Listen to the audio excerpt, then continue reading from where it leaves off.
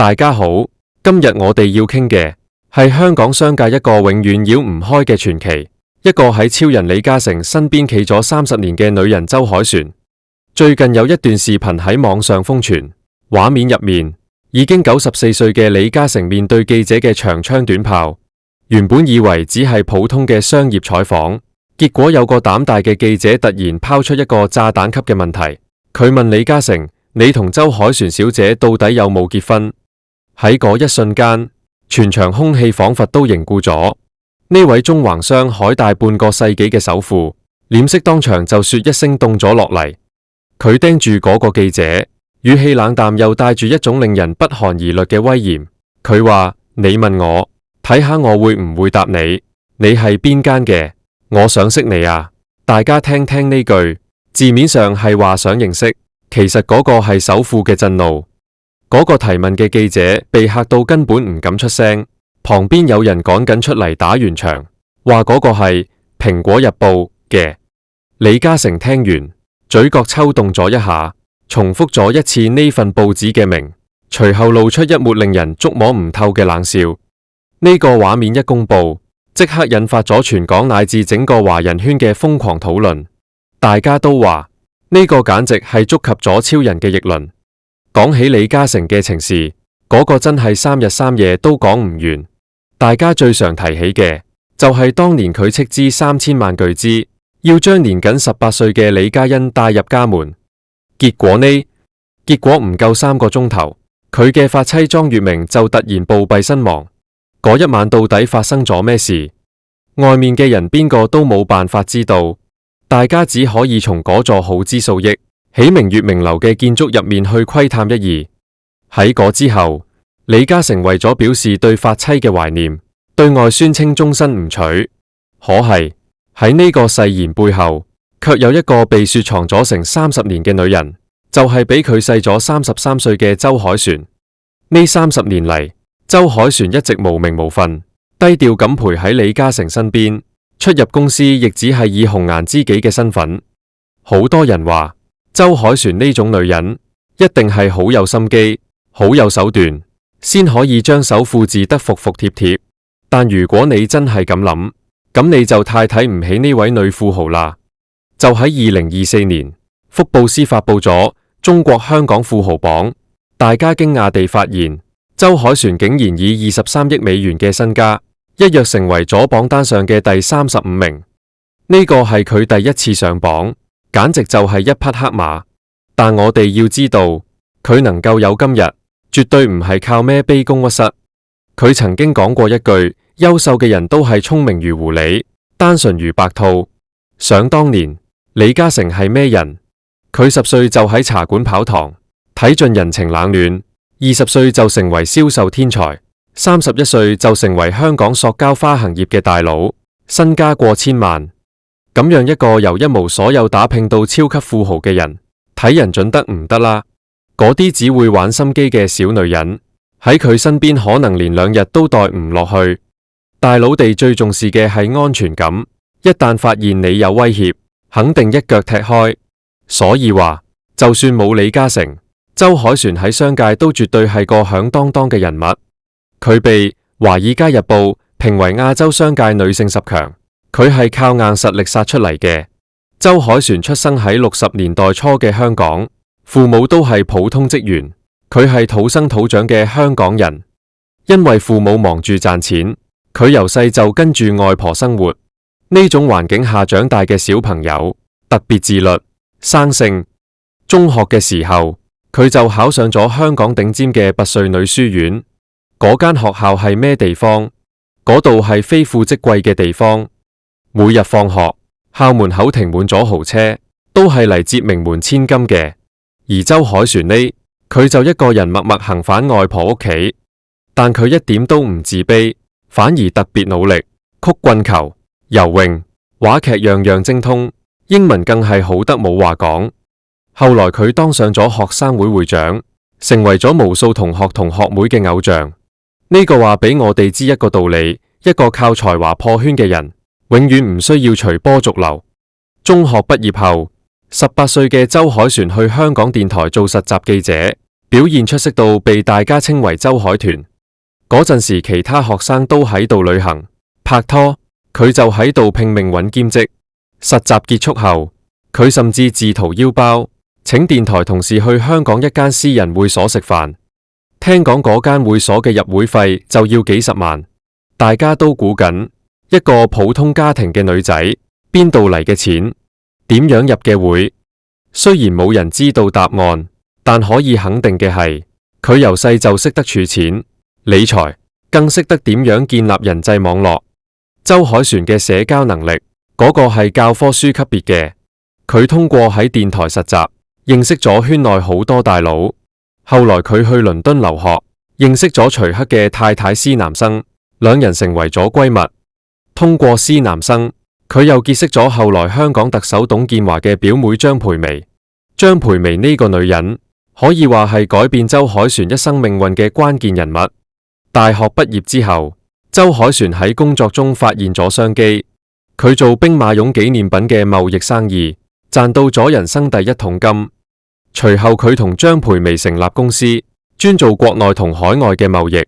當時香港房地產火爆，水泥需求量大增，廣西嘅水泥商想進軍香港，但貨運係個大難題。周凱旋一眼就瞄準咗呢個機會，佢買咗專門運散裝水泥嘅船，既解決咗運輸難題，又開闢咗新商路。大家諗下，一般女仔關心嘅係咩？係顏值、包包、美妝，但周凱旋關心嘅係咩？係紅磚、水泥、收樓、修橋。呢種男人思維令佢喺商界如魚得水，連董建華都對佢刮目相看，覺得佢做小生意太屈才，建議佢揾大項目。呢個就係圈子嘅力量，你得有價值，貴人才會嚟揾你。1992年，周凱旋覺得機會嚟咗。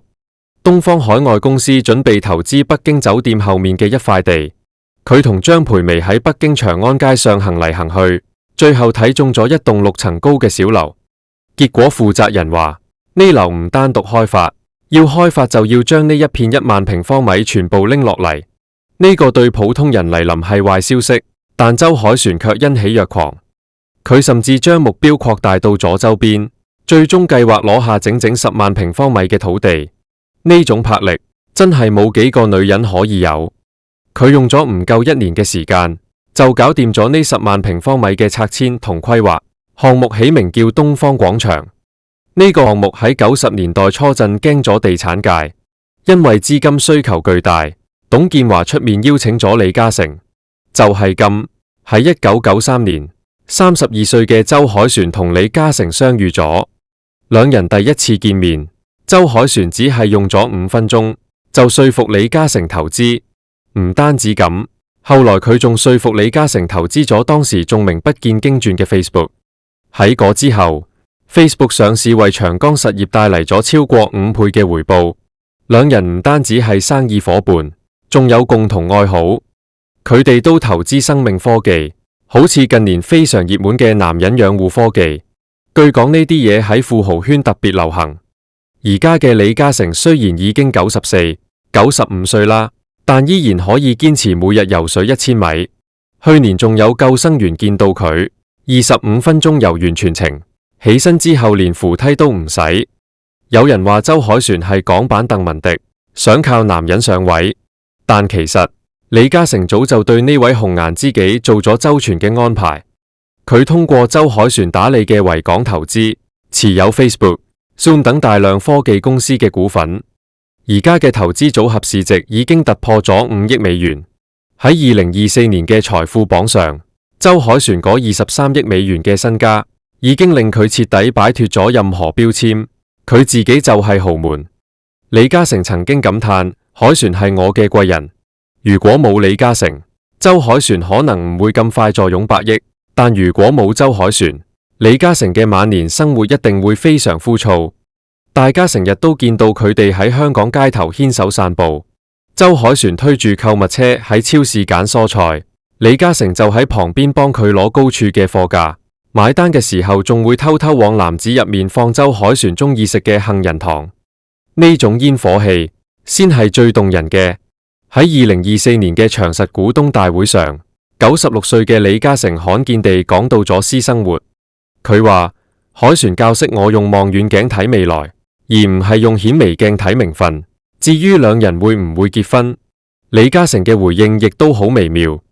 佢話：或者未來有一日我會改變諗法，但唔係而家。其實相伴30年，嗰張紙真係仲重要咩？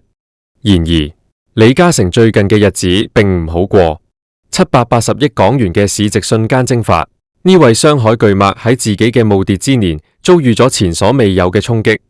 起因係佢嘅長和集團原本計劃喺4月2日將43個關鍵港口賣俾美國嘅貝萊德集團，但呢筆高達228億美元嘅交易喺簽約前夜被國家市場監管總局依法審查，瞬間凍結。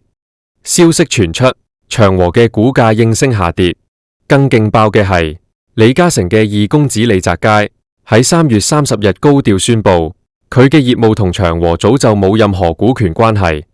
喺呢個節骨眼上，親仔急住劃清界限，到底係父子情斷，定係做緊更大嘅算計？睇住97歲嘅老父親頂住巨大嘅壓力，親仔卻跳出嚟大喊：我哋冇關係。呢個令外界議論紛紛。其實喺我睇嚟，李澤楷呢步棋背後藏住極深嘅心思。首先係建立防火牆，保護自己嘅盈科集團同金融業務免受波及；其次係向外界展示佢獨立打拼嘅形象。最後呢個可能亦暗示咗家族內部對於變賣戰略港口呢種大事存在嚴重分歧。李嘉誠一世教導兒子嘅就係小心，雞蛋唔可以放入一個籃子入面。但係呢一次，佢似乎失靈咗，虧損咗780億，對佢嚟講都係肉痛嘅。可惜佢到咗97歲，似乎仲係堅持要將蛋放入美國嗰個籃子入面。國家今次之所以果斷出手，係因為呢43個港口涉及全球關鍵航道，關乎國家經濟命脈。喺目前嘅國際局勢下，將咽喉要道拱手俾人，呢個係絕對唔可以觸碰嘅紅線。所以長和雖然想打太極，但係喺原則問題上，呢種左右逢源嘅老一套已經行唔通啦。李嘉誠失去嘅唔單止係嗰780億嘅市值，更係佢積累咗大半世嘅聲望。作為曾經嘅愛國商人代表，今次嘅風波令好多人感到失望。就喺李嘉誠呢邊水深火熱嘅時候，周凱旋嘅表現依然穩健。佢喺2024年首次進入富豪榜第35位，成為全港關注嘅黑馬。面對外界嘅流言蜚語，佢從來都唔在意。佢知道自己唔係李嘉誠嘅附屬品，而係一個完全獨立嘅個體。周凱旋住嘅別墅距離李嘉誠嘅住宅只係5分鐘車程，兩人經常一齊食飯、行街。喺李嘉誠面前，周凱旋從來都冇刻意展現美貌。佢戴咗20多年嘅復古耳環，令自己顯得成熟穩重。佢會蹲低身幫李嘉誠綁鞋帶，亦會喺關鍵時刻俾出最冷靜嘅商業建議。佢甚至好大度咁建議喺以李嘉誠原配夫人名義修建嘅莊月明樓前加一個李字，變成李莊月明樓。呢種氣量，呢種風度，難怪李嘉誠話知己者莫如周凱旋。就喺前幾個月，兩人仲一齊被福布斯評選為第18屆亞洲慈善英雄。日前，兩人仲罕見同框，同密歇根大學嘅女科學家徐津會面。合照入面嘅李嘉誠拎住書信，笑容親切；周凱旋企喺一邊，氣質鬆容。呢對跨越咗30歲年齡差嘅伴侶，已經走過咗30年嘅風風雨雨。無論係愛情定係友情，佢哋都已經成為咗彼此生命中無可替代嘅朋友。周凱旋用佢嘅經歷話俾所有女性知：識借力，但唔依附；有野心，但可以收放自如。